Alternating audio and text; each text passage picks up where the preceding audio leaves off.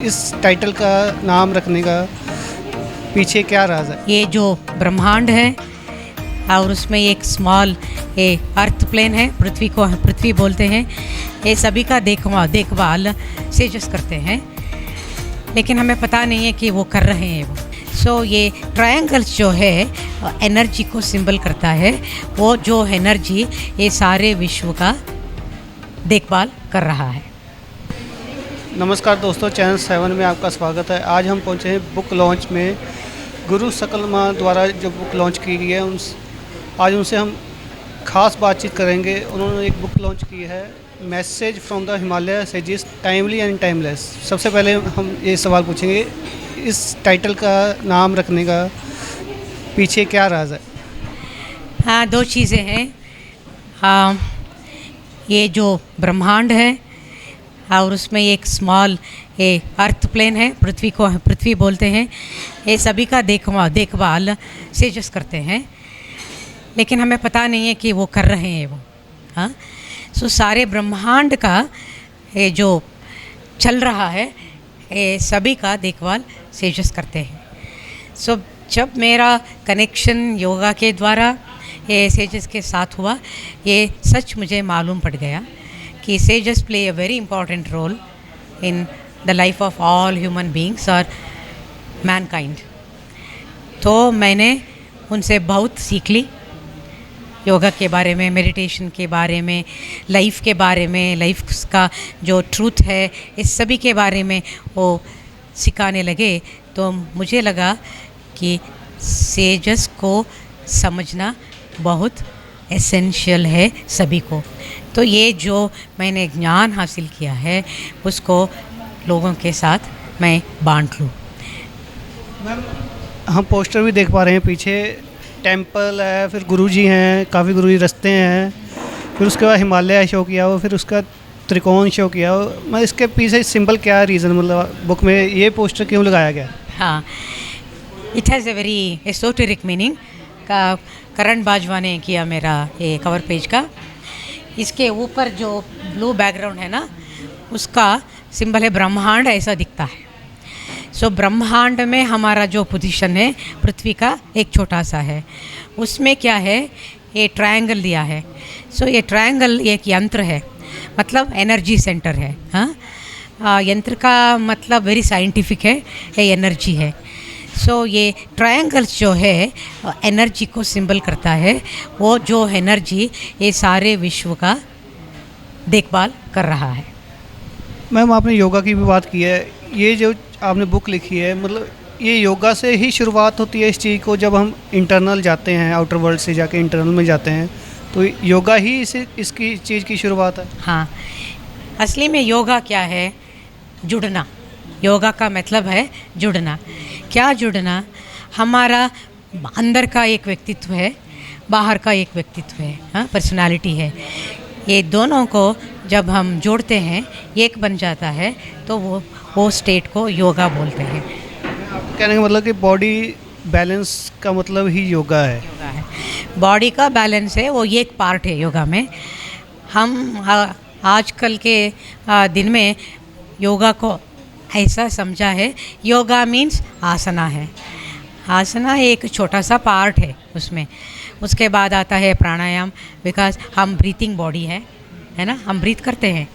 तो इसका कैसे देखभाल करना है, और उसके बाद हम महसूस करते हैं एक मन है हमारे अंदर, इसमें इतने सारे थॉट्स है, इमोशंस है। हाँ, ये सब भी हमारा एक भाग है।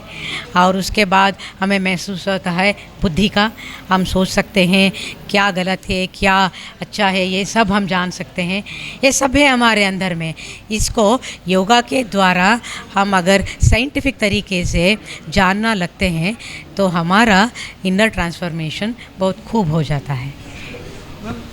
मेरा सवाल ये भी रहेगा कि लोग आजकल स्ट्रेस से बहुत ज़्यादा जूझ रहे हैं। हर कोई जल्दी में रहता है, कि स्ट्रेस में रहता है कि कोई दुख आ गया, कोई सुख आ गया।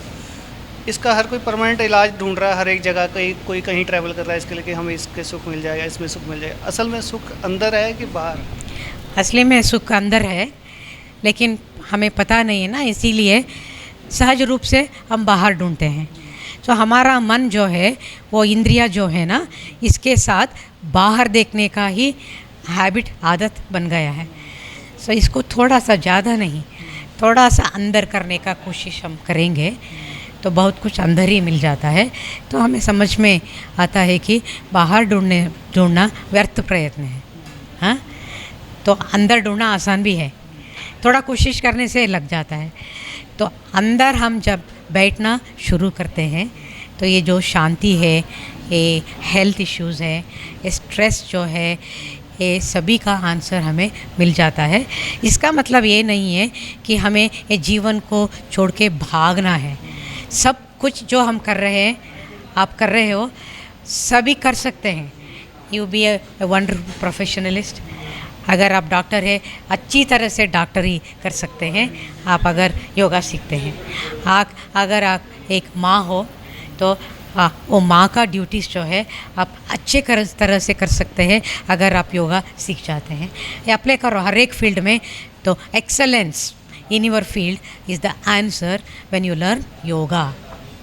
मैम, हम ये जानना चाहते हैं कि जनता भी ये जानना चाहती है कि जैसे हम मेडिटेशन करते हैं, हर कोई मेडिटेशन में बैठ रहा है आज की डेट में, अवेयरनेस इतनी ज़्यादा हो गई है मेडिटेशन को लेके।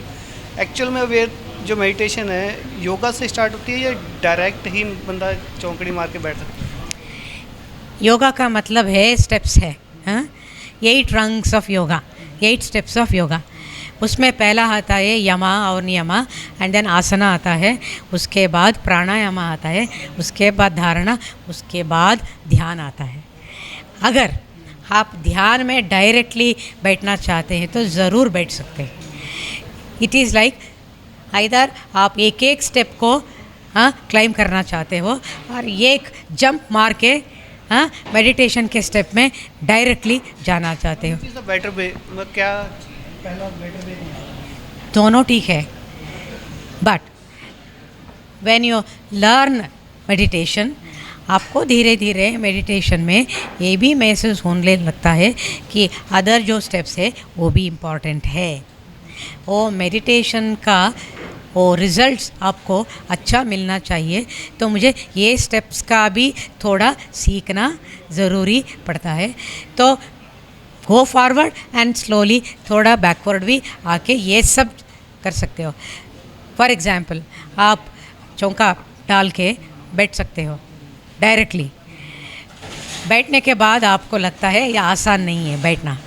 हाँ, ठीक तरह से बैठने के लिए मुझे थोड़ा आसन का प्रैक्टिस भी करना पड़ता है और हड्डी सीधा रखने के लिए भी थोड़ा एक्सरसाइजेस, आसना कुछ करना ज़रूरत है। इंसान का ध्यान तो सिर्फ बॉडी पे रह गया, अपर लेवल में कैसे जाएगा? अपर लेवल में जाने के लिए आसना में एक चीज़ है, बहुत लोगों को मालूम नहीं है। आसना एक बॉडी को ही ठीक करता है, ऐसा नहीं है। आसना करने से बॉडी को ठीक करने के साथ साथ बॉडी के अंदर और एक बॉडी है, हाँ, उसको बोलते हैं एस्ट्रल बॉडी। वो प्राण का भी एक बॉडी है, हाँ, प्राण का शरीर, उसको भी ठीक करता है। उधर प्राण के बॉडी में नाडीज है, चक्रास है, और ये हमारे नॉर्मल आइज़ को वो दिखता नहीं है। तो योगा आसना करने से, बॉडी को ठीक करने से ये चैनल्स को प्यूरिफाई करता है, चक्रास को एक्टिवेट कर जाता है। तो जस्ट बॉडी का ही नहीं रहा अब, हाँ, बॉडी में अंदर और एक बॉडी है, हाँ, उसका भी ठीक हुआ, उसके अंदर और एक है, उसके अंदर एक है, ऐसा 5 बॉडी से सभी का देखभाल आसना करता है। सबसे बड़ा जो इशू रहता है लोगों को स्पिरिचुअल पाथ में चलने के लिए, टाइम। उनके पास टाइम बहुत कम है। वो कहते हैं हम पहले दुनियादारी देखें या इनर वर्ल्ड में जाए। ये एक साथ बैलेंस कैसे चल सकती है ये चीज़ें? दुनियादारी करने के लिए जो टाइम आपको देना है ज़रूर दे सकते हो,